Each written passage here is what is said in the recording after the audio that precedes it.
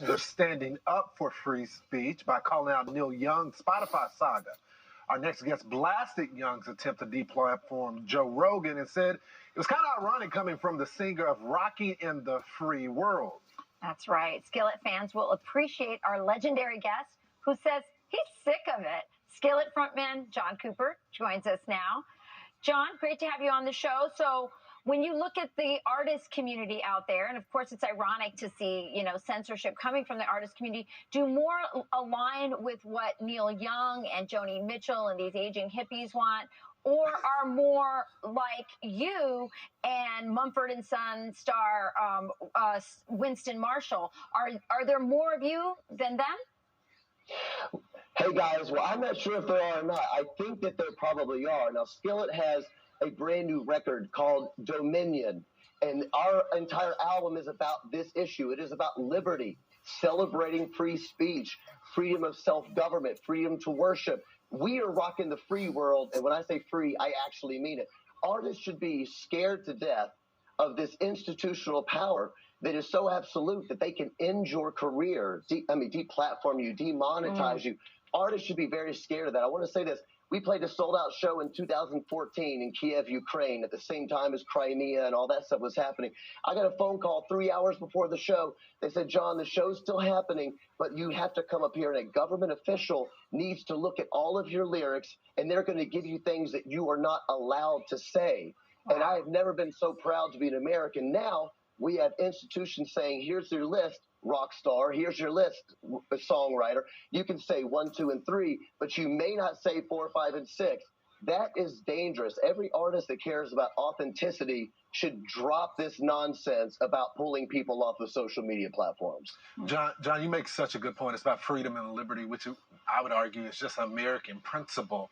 But why take the risk and go out there and speak up? Because we know what happens from the other side when you decide to take that big step. So why do it? Hey, brother, I'll tell you this.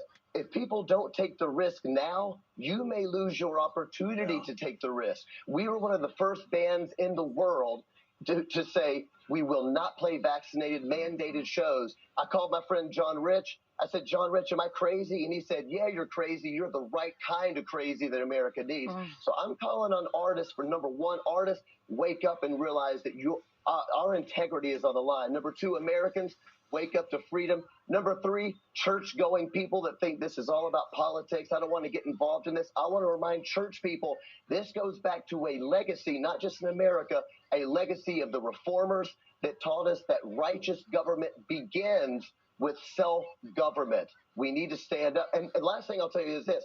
Everybody needs to go buy Skillet Dominion. It rocks, and it is all about liberty. I'll tell you that. Tell them to go do it, Lawrence. Make it happen, brother. John, I know you say it's not political, but I don't know anyone on the right, I don't know any conservatives or Republicans who are calling to censor anybody, not even their opponents. So it is political.